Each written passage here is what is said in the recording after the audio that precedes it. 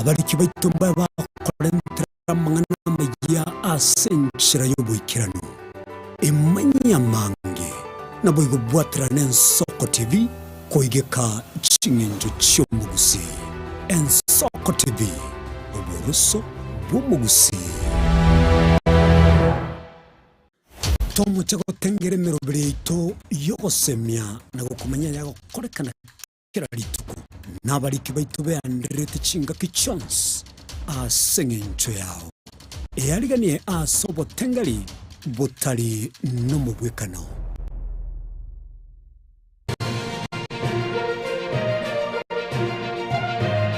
Eye n'Ensoko TV oboroso bw'omugusi. Umuruburi kubwatia na bukorigirwa na kio muntu.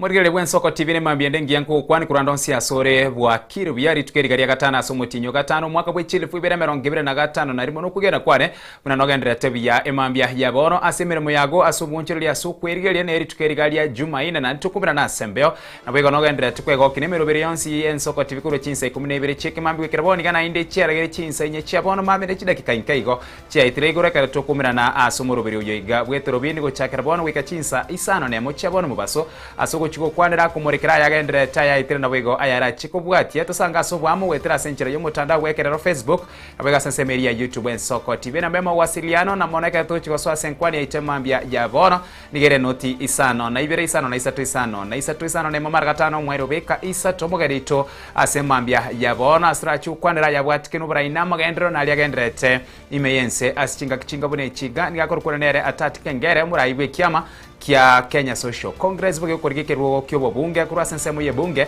ya kitutu masaba emambya ya bona namba nigere noti isano na ibere isano na isatu isano na isatu isano ne mumara gatano mweri beka isatu tuchake kusangaso bwamo guchakira bono gwiko mwerio erietariane Ishmael Mogere.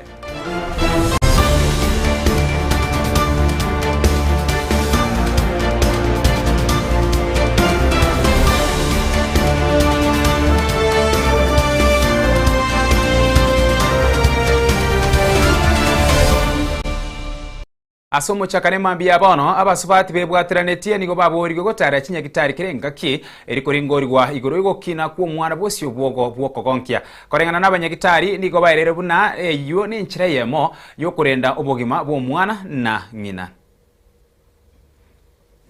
This is the Midwives Week and we are celebrating the Midwives Week by having a health education and a celebration to our pregnant mothers, and we try to promote health in the mothers by giving them a health talk, advising them on nutrition, the supplements to take, and the importance of coming for regular checkups.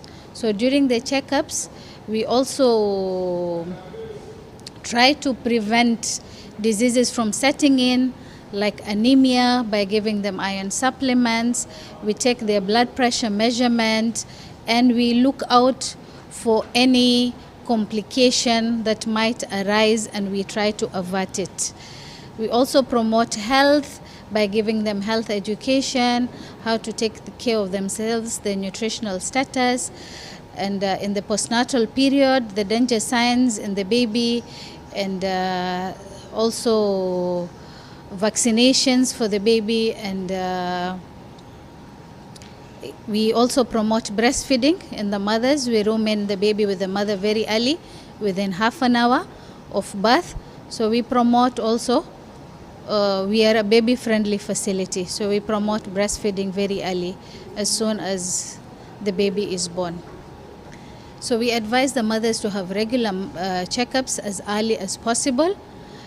We have two types of mothers: the mothers who are already at high risk, they have diseases. So for them, we even advise them to plan early before they conceive. They must make sure if they have a thyroid disease, if they're diabetic, if they have heart conditions, to optimize the disease, to make sure that the disease is in control and in check before they plan for the pregnancy. So we call it preconceptional care. So the preparation for the pregnancy and the clinics for those at high risk start even before they are pregnant. So for the pregnant mothers, we advise them to start as early as possible before the first trimester. So in the first trimester, that is the first 3 months of the pregnancy, we do the lab tests to check their hemoglobin status. Are they anemic? Are they normal? Because of the increased need to the baby, they need to be supplemented with iron. The other thing that we check in the first trimester is the blood group, which also screen for diseases that mothers maybe have, but they don't know that they have, but they can transmit to the baby. HIV, hepatitis B, syphilis. We check their sugars, and we also do an early ultrasound, and the purpose of the ultrasound is to check the location of the baby, to tell us how many weeks the baby is it matching with their dates, is it ahead, is it behind. Number 3 is the viability, meaning the heartbeat. Okay, and the other thing that we look at in the first trimester scan is how many baby they are, so that we can plan out the care. In the second trimester, at between 20 and 24 weeks, we do another scan, and we also do a sugar check. And the purpose of the scan is to screen for any abnormalities in that baby. And then we have the third trimester, that is now when we plan for delivery. We check the growth of the baby, and of course we do, for every clinic visit, urine test to check for kidney complications, and we check also the weight of the mothers and the blood pressure of the mother. And then we prepare them for delivery. We have classes here that optimize our care also through knowledge to the mother on what to expect, the danger symptoms, and where to go, and to plan for the birth. I have come for the pregnancy fair today. I think I will learn a lot, also get to interact with other pregnant moms and share experiences, and also get a feel of Mombasa Hospital, to see the wards and see if it's where I can consider to come to for delivery. Yeah. Kama saa hizi nimetoka kuona supplements that I needed to take, something I had not known before, and I'm sure we will have other informative discussions as we continue with it. Yeah.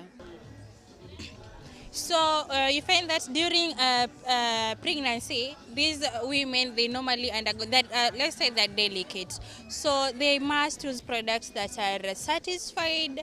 You find that during this period, they tend to be more delicate. That's the reason as to why they're supposed to use certified products to prevent any infections during this time.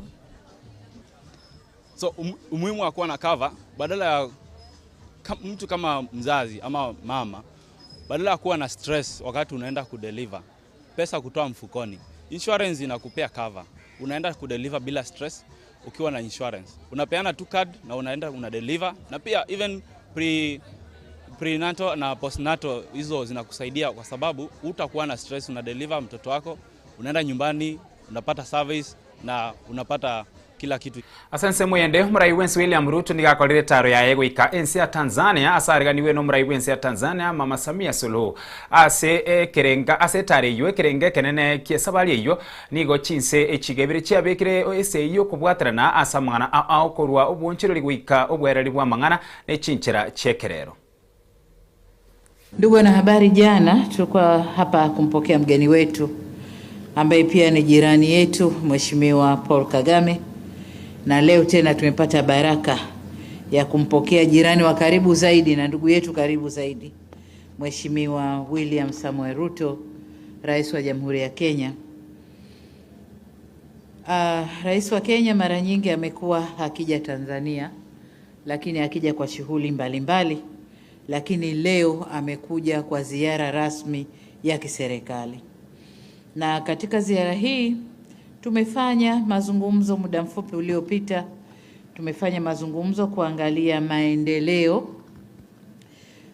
ya nchi zetu, lakini pia tumezungumza kidogo masuala ya siasa na masuala ya usalama na ulinzi wa nchi zetu.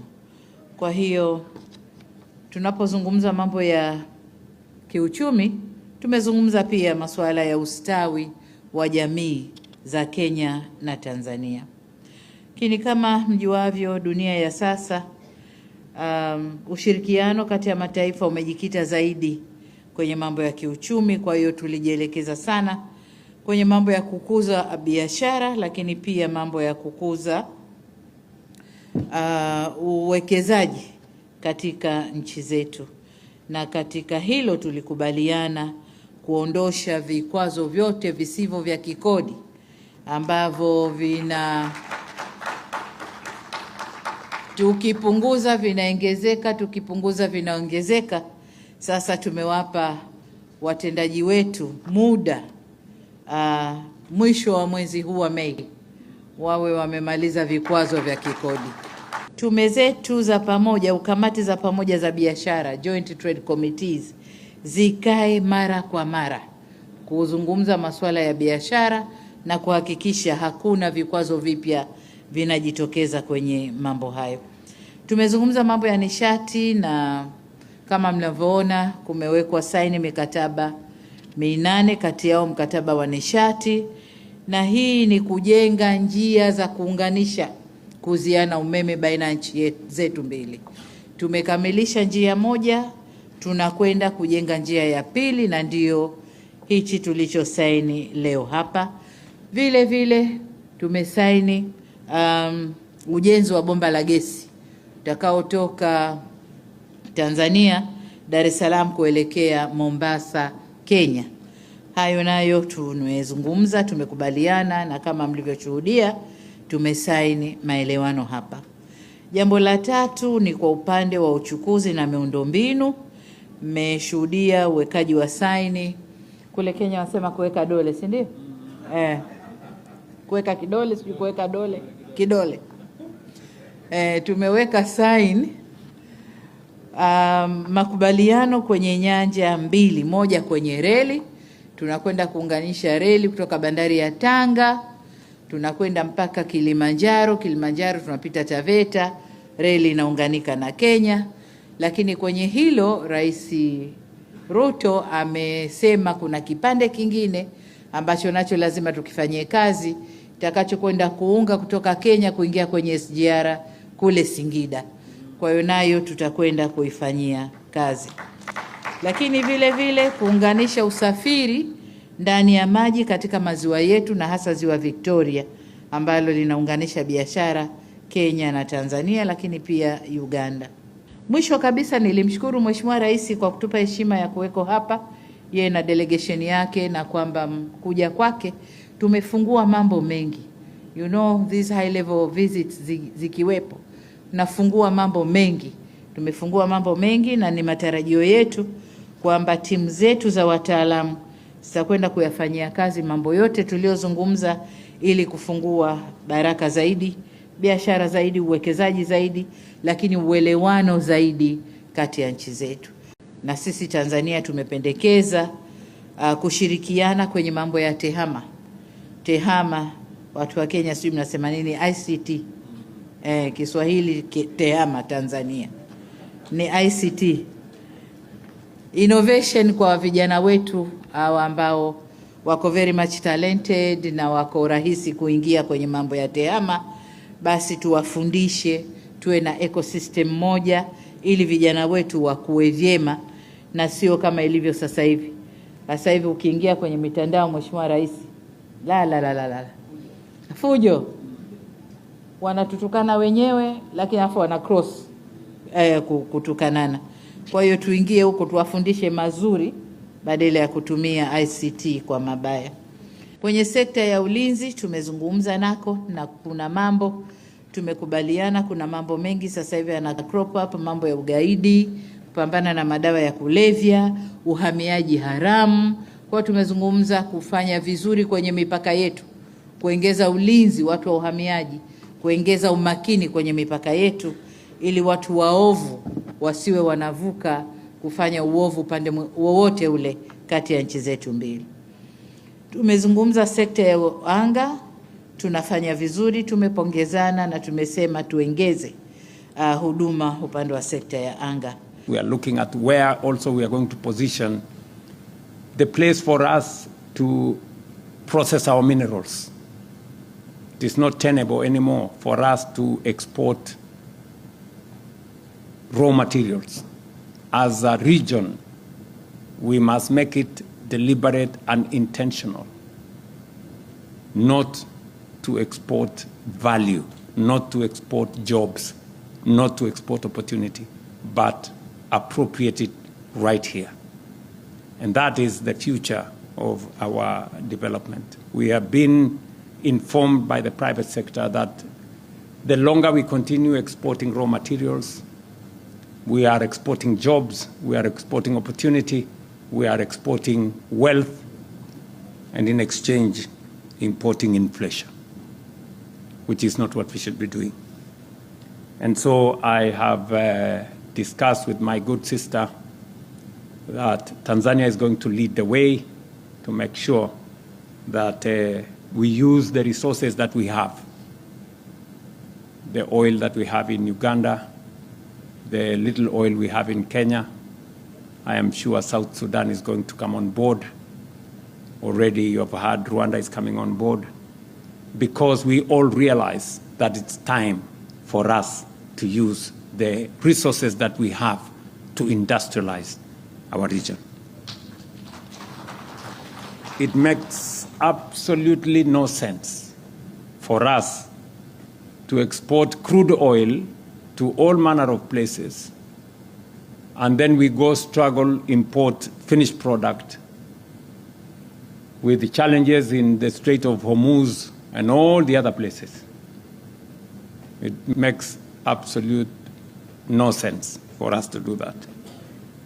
Nimeambiwa ya kwamba tangazo letu kwamba tujenge refinery pale Tanga imewakera kiasi. Lo, ningejua ningetangaza hiyo refinery ijengwe Mombasa. Because the building of a refinery is a big opportunity. Big opportunity to business, big opportunity for industrialization, big opportunity for petrochemical industries, fertilizer industries, plastics industries. And when I had a conversation with President Museveni, our discussion was about how to industrialize our region using our resources, that our oil resources, our mineral resources, our agricultural resources should be used to industrialize our region. It is my belief, and that of the leaders in our region, that whatever raw materials we have, be it natural resources, energy resources, should be used for the industrialization of our region, so that we can create wealth here, we can create jobs here, we can expand opportunities here, we can have industries here. The good people of Tanzania, you are lucky that we are discussing how to build a refinery in Tanga. It is an investment that the government of Kenya is willing to invest. The government of Uganda is willing to invest. You have heard, I'm sure, my good brother Paul Kagame, I'm told, said yesterday they are willing to invest. And many other countries are willing to invest. I hope Tanzania is also willing to invest. You know? Because this will be an opportunity for all of us to create a big ecosystem of business opportunity and industry right here in Tanga. And I say so knowing very well that from Tanga to Mombasa is only 190 kilometers, and since we already have a pipeline of refined products from Mombasa, we will then use all our assets appropriately. We will use the crude pipeline that is coming from Uganda to transport the crude, refine it in Tanga, take it to Mombasa, transport it back to our region, and do big-time business together, both as countries and as the business community, to industrialize our region. It makes absolutely no sense for us to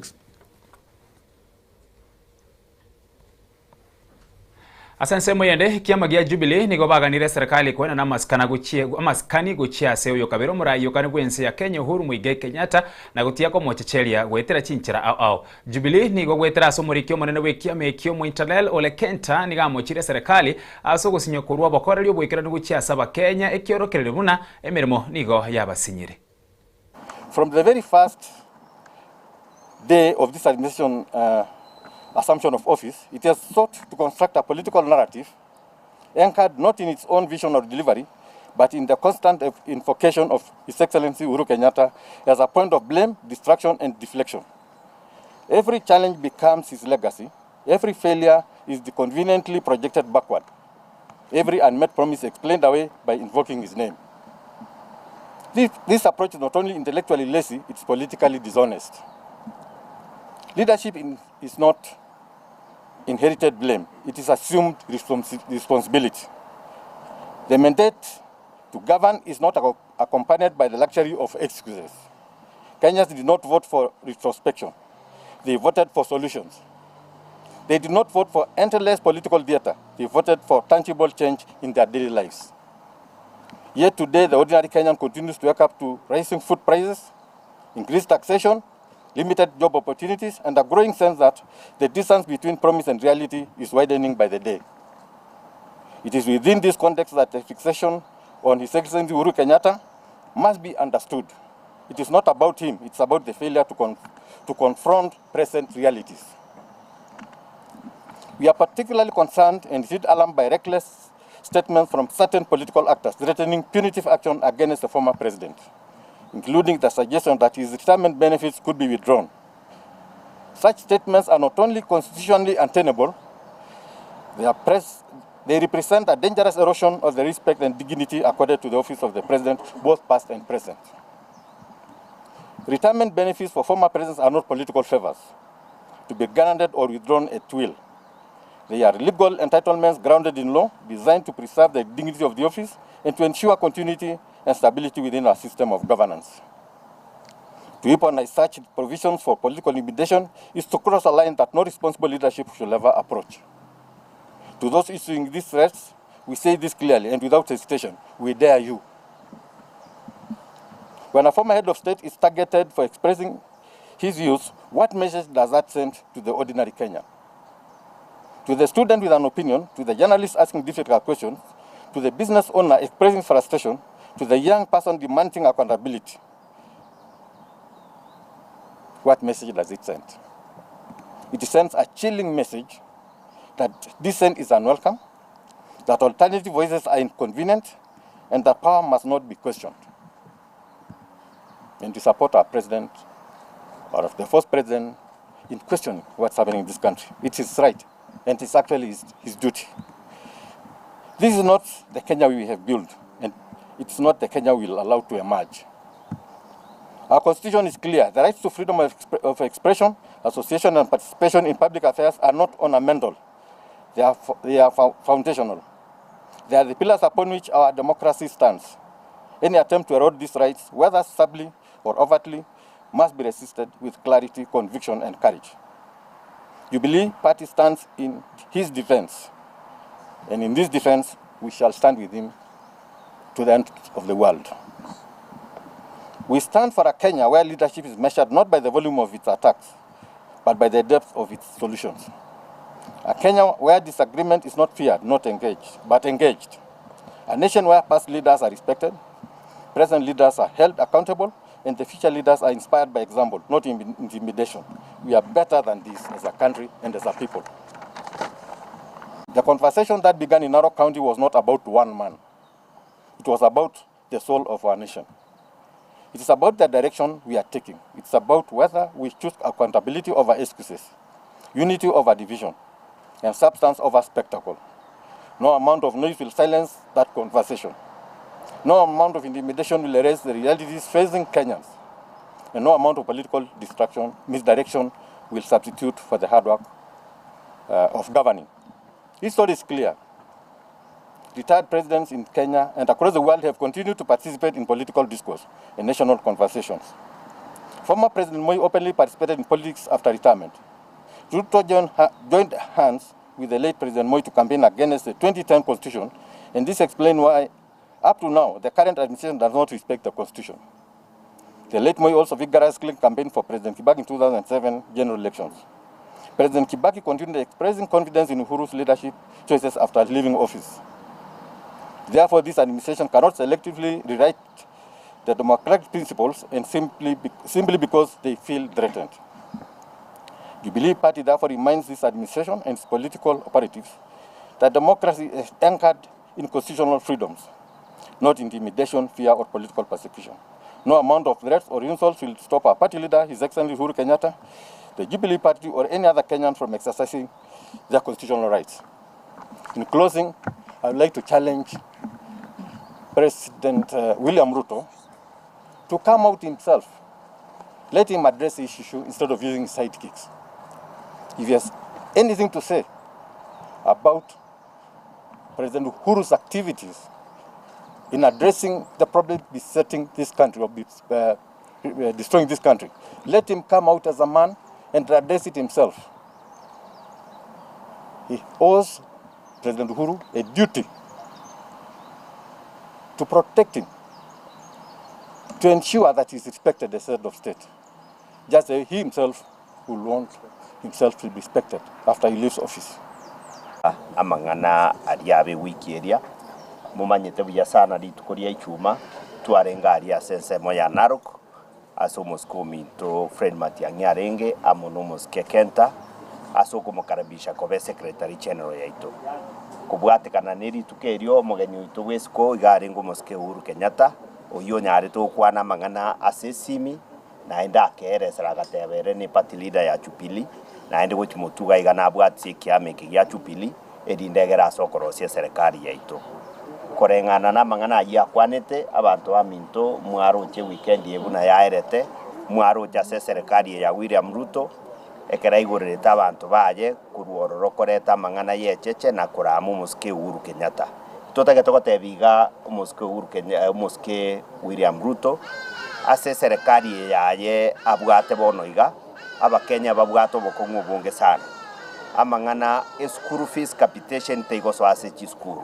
amangana asha abantu aminto bakurwara basirira chinyagitari awao bataikonyora ukuwenie sengeto chibesa chiasha nchiyo ekegorikia itegeke a promise ti ari gota kwa chigasi bonoiga mbanya konyora chigasi enseye igebwato bokongu bunge sana na korengana nebirengererie ebyo itwairete ng'anko korare ngomo kiuyo erindegere kora ng'ebinte biga twakwanire bya myarire gushugulikiwa nugo kumisana ekero konyora ng'a abarai bachikire babachorire kurwekia magia UDA abakora uno moske William Ruto na ubasogete erindegere korete cheche asomosko ito President Uhuru Kenyatta oyo gambete nseye na agakore gasi nyinge yarenge gasi ngiya itotagete gotebya abantu amintase bari engakie bono yaikire na intuna abagusito wenete wechoka erindegere gwiko mwaka ondo 2027 tunyare kubiko burayi buya buranyare kokonya abagusi baito na ende bakonye kenyingima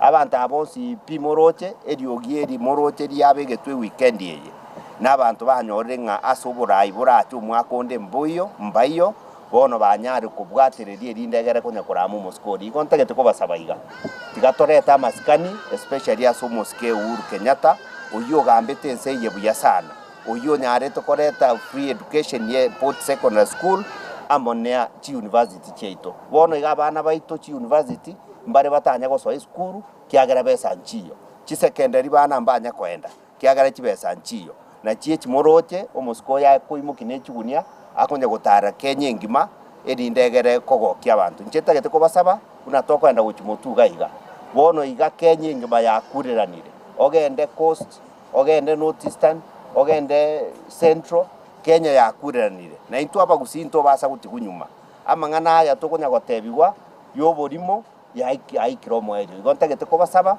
tigatwensi pito bwati umusiko ito Fredo Kengo Matiang'i oyora atiko ba presidential candidate yetu mwakonde na ende rindegere tubwate chikora no echiasiekirwe nchigo irasi chi office chi IPC bari moteri kagenda mwerike erindegere gwiko mwakonde to umusiko yoito ekerogo kyo president sasa muyendo mugavana we county ya Trans Nzoia George Natembea nigamuchire serikali ya sokwena na ebibande guchia saba menyi bechinse chinde Natembea nigo aerere buna eyune nchire ye moyo kubekense ya Kenya akongu eyera chikwira nonye na babigoswa imense asibo igo aruro kuboria guchia ase serikali komo murayo kana bwense ya Kenya huru muige Kenyatta anyare kwegwa amaskani buna abwenerete serikali yetu hii watu wetu ya tumchukie Ruto, lakini Ruto amefanya mambo mabaya sana. Unaenda kupeana vitambulisho mpaka nje ya Kenya. Unapeana citizenship kwa watu ambao sio wa Kenya. Na hawa watu wakikuja hapa wanakuja na expectations. Kuna matarajio. Ukimpatia ID huko wakati mnatangaza kazi ya walimu, hao jamaa wako hapa. Wanachukua kazi. Bana akitoa kitambulisho utasema ni Mganda, anatoa yake ya Kenya. Na baadhi zote zimechukuliwa. Kazi ya jeshi wamechukua. Sasa hawa wakora tunapatia kazi ya polisi, iko siku moja labda nikikuwa president utapata my ADC la anakaa nyuma na uniform, labda hata atakuwa Mganda ama Msomali. Maana hako na kitambulisho ya Kenya. Please, wacha tucheze na mambo mengine, tusicheze na hiyo. Maana mimi najua as we speak now kuna maofisa wetu wa national registration ambao wako upande wa Uganda wanapeana vitambulisho huko. I know for a fact. Kuna watu ambao wana register voters kutoka Uganda kukuja kupiga kura hapa. Wanakuja wanachukulia viongozi wabaya na wanarudi Uganda. Mimi nimesema haki ya Mungu hawatakanyaga hapa siku ya kura. Haitawezekana. Haitawezekana ati mgeni akuja atuchagulie viongozi hapa na rudi Uganda. Kwa line tutakuwa tunauliza wewe kwenu ni wapi? Unatoka wapi? Kama ni Matumbei, baba yako ni nani? Jirani yako ni nani? Ulisomea shule gani? Headmaster anaitwa nani? Usipojibu hiyo maswali, utajua Uganda ni mbali sana. Maana tutakukimbiza. I'm talking like this because we have a responsibility as the citizens of this republic to protect our sovereignty. Na patriotism inaitwa uzalendo is a love for country.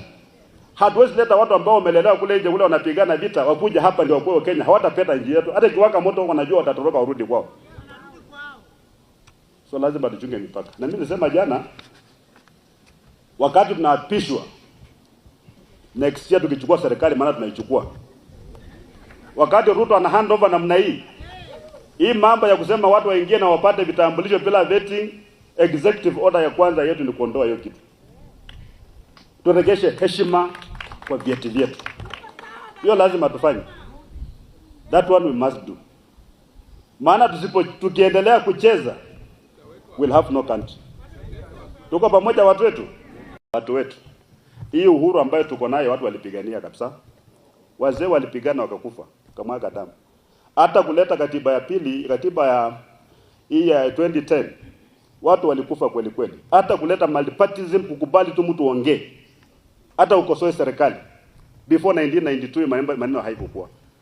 Lakini kwa sasa kuna viongozi ambao wanaambia wengine wasiongee. Juzi nilikuwa kule Narok, Uhuru akapiga simu na akaongea na watu wa Narok. Na akasema yeye ni rais mstaafu lakini chama chake ni Jubilee. Lakini baada ya kuongea hivyo viongozi wote wamesema Uhuru anaongea kwa sababu gani? Wanapiga vita kabisa amefanya makosa. Paka wanasema ati sisi tukiongea ati wakati Uhuru analipa wafanyikazi wake wala wanakamua ng'ombe analipa pia sisi. Ati ndio tuongee lazima tupewe pesa na Uhuru. Uhuru is a retired president. Na ako na freedom of speech. Na ako na his own political views. Ukienda kula Amerika, Barack Obama aliretire kitambo sana. Lakini hakuna mtu ambaye ako more active in American politics than Barack Obama. Na hakuna mtu anamuuliza, anaongea mambo ya Democratic Party. Mbona hawa watu wanakuwa na wasiwasi wakati Uhuru anaongea? Na hata Ruto anaenda kuretire akikuwa mchanga sana. Labda hata kwa amefika miaka 60, tutamkataza kuongea. Tutaambia Ruto maana mwaka kesho ataanguka kura 2032 akitaka awamu yake ya pili. Ataongea siasa ama ataongea siasa? Sekatiba inakumbukala akuwa na 2 terms ndio. Hii yake hii ya uninterrupted itakuwa interrupted kidogo. Haiwezi jaa, kuna formula kujaza hiyo. Lakini 2032 kama anapigana na anatembea, mimi nitakubali aongee, atafute kura kabisa. Hatutamwambia wewe umestaafu usiongee. Hiyo ni primitivity.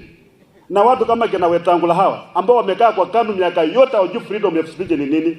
Wakati watu wanapigania uhuru, huyu Wetangula huyu alikuwa wakili wa Moi. Ndio alikuwa anaambia watu kwamba ni makosa kuongea. Sasa ameleta hiyo kasumba ya 1992 anaileta 2026. Kumbe hata hawezi kufunza mbwa mzee, hawezi kufunza hata ujuzi. Imagine mtu tu mzima national leader anaamka na kuambia watu kwamba mbona Uhuru anaongea? Na hiyo mdomo ako nayo in public, anaenda nayo nyumbani. Sasa tukimkataza kuongea, how do you enforce it? Na watu wasipoongea, watu yangu, hata hapa tuanze tusipoongea. Kama natembea wamewafinya, msipoongea mfanye maandamano, mtapigana. Ama namna gani? Maana wakati mnawacha kuongea ndio mahali ya kuanza kupanga vita. Wacha watu waongee, wacha Uhuru aongee. Is a retired president, ako na haki ya kupromote chama chake, ako na haki kuwa na his own candidate. Watu wasikuwe na wasiwasi. Na mimi nataka wenzangu ambao tuko kwenye ulingo wa siasa ni kwamba hii viti ambayo tuna hold is not permanent and pensionable. Unawekwa kwa contract ya miaka 5. Ikifika wakati huo wananchi wakisema wenda tu polepole, wacha kupiga mateke na kupiga kelele. Just go. Labda utakuangalia baadaye kupatia nafasi. Ama namna gani? Ili tukubaliane tu hivyo, tuache mambo ya kuzozana. Tunakaa kama nje ambayo iko very very primitive when we talk like that. Atumeambia mtu wewe umeretire kupata pension lazima unyamaze. Ni kitu gani hiyo unaogopa aseme, unaogopa kwa mnawekea masharti? Wacha Uhuru afanye nini? Afanye nini? Na 2032 Ruto pia akipigana na anatembea afanye nini? Afanye nini? Mimi namhakikishia ya kwamba kuanzia 2027 December huko, maana atakuwa ameanza kujipanga mambo ya 2032, tutamfukuza na polisi, ataongea. Hatuwezi kumkataza. Na yeye pia wacha watu wengine waongee, si ndio? Asense mwende chingaki egikarogi kiama kia ODM kendreta se county ya Mombasa nigaba wacha nibe kiama kia ODM ase obomo nigobarere kerenga gyokoba libo elimo boswe bochori bo mwaka ogoche bwechile fubere 2025 na limo abwase boigo korengana no mugabara we county ya Kisipol Simbarati aerere buna nigoba kendreta kwarga nuse nigoba aliganire bari bonsi bari skoye kiamekyo asengencho kerenga kiabekenene taliyo goseria bari abanyene bose bari ababwate nibe kiama kia ODM korende no kobamo irikorosi ikiameke mo boswe bochori bo mwaka ogoche. It is the strategic and practical plan of ODM to form the next government either alone or as part of the coalition that forms that government in 2027. This retreat that brought together members of the parliamentary group, National Assembly and the Senate, Council of Governors, the National Executive Committee, NEC, of the party, majority and minority leaders from various county assemblies, and members of the Board of Trustees of the party, has been about the strategic and practical plan to take long-enduring supporters of our founding leader, Right Honorable Raila Odinga, and ODM from the opposition and the streets to the government from 2027 and beyond. It is from the government that we will push for the realization of the dreams of our founding leader for the country. These dreams remain valid and remain ours. We retain the dream to create jobs for the youths, make government take care of the poor, the widows, and vulnerable. Also, make government take care of single mothers, and make government raise the upkeep of the elderly from the current 2,000 Kenya shillings to 6,000 Kenya shillings per month. ODM still believes in change and reform. Over the decades, we have fought for change and reform from the streets through protests and endless demonstrations. ODM was not formed to seek to form government from the streets, but through democratic means. The time is now. We have made the conscious decision that going forward, we will pursue change and reform from inside government. ODM has decided to be at tables and meetings where decisions that hurt our people are being made, and to turn them into decisions that support our people. We agreed to be at the table and in the room where decisions on our people are being made. We have to organize ourselves to have the numbers and the people. This historic retreat has therefore focused on organizational renewal of the party and preparation for contests between now and 2027.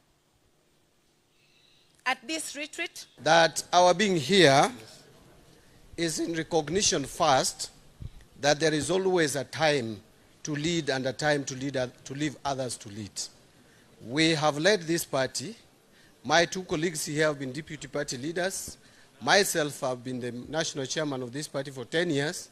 But we were seconded to government by this party, and so we could not hold the same positions. But there are people who have succeeded us. We must give them support, work together with them, and work under them. Because when it comes to party machinery, they are above us, we are their subjects. So we have come to demonstrate unity in ODM, and that ODM is one. Kabla ya kuwa mawaziri, sisi ni watu wa ODM. Sisi ni watu wa ODM. Na nataka niwaeleze kinaga ubwaga, mchana, chini ya jua, hapa White Sands, jijini Mombasa. Sisi tumebaki na tutabaki kuwa watu wa ODM. Kama ni mawaziri ama si mawaziri, sisi ni watu wa ODM. Na vile vile ni kama yalivyosemwa, kutia kwetu nguvu katika msukumo wetu ni kuwepo kwetu sisi hapa. Na kwa sababu tupo hapa, tunabeba masuala ambayo yanaathiri pakubwa hasa wafuasi wa chama cha ODM na kuwakilisha matakwa yao katika serikali. Ndio maana leo tunakuwa na tathmini kubwa ya kwamba uwezo tulionao kiserikali usaidie na uboreshe maisha ya Wakenya kwa jumla, pasipo kuacha jimbo moja ama kulemea katika jimbo moja. Yani usawa katika taifa letu. So tuseme tutakavyosema, tunene tutakavyonena, tutende tutakavyotenda.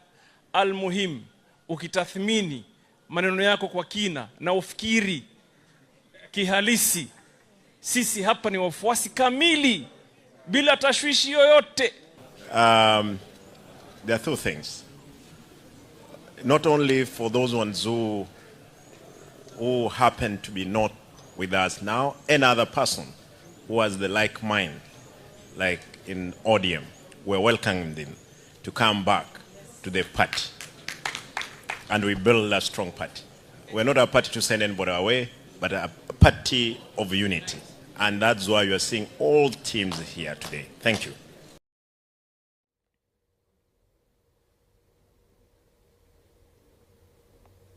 Biamano mwancho murira soko chore soko TV boroso bwo mugusina asense mentangani abuno toko raikira turarasi umirichiduka na nyuma yose michiduka ningirane na yanda mange toskare ne TV yao.